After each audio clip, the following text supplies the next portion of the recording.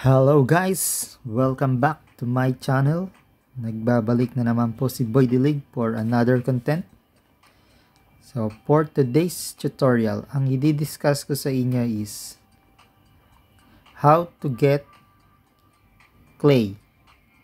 So first guys, you need to buy drill. So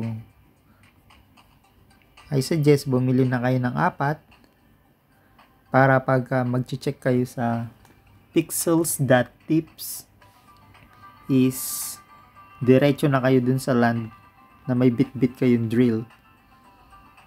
So for now, ibibisit ko muna yung mga naka-bookmark kong land plots. Bali, ita-try natin if makakakuha tayo ng clay. So, ayun guys, pag narinig nyo yung ganong tunog, that means tapos na siyang mag-mine.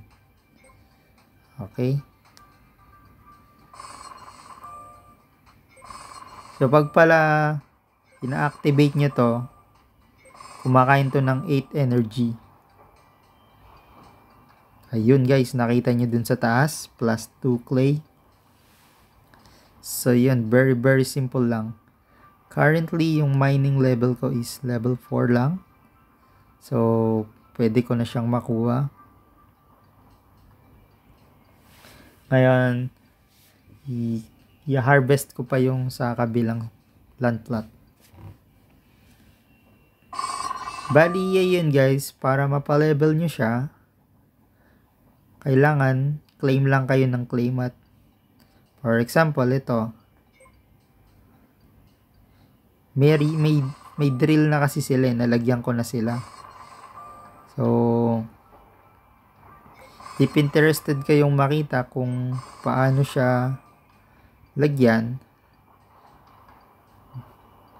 bali, click nyo lang to, then i-click nyo dun sa may parang kuweba. Ayun guys, very simple lang yung po problemahin nyo lang is palibelin nyo siya to the point na pwede na kayong makapag random na makakuha ng loot.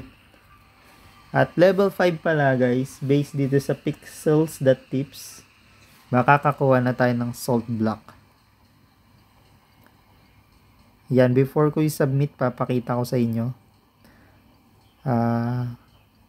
Itong mining site dito sa Terravilla, parang hindi ko pa siya nalalagyan ng drill.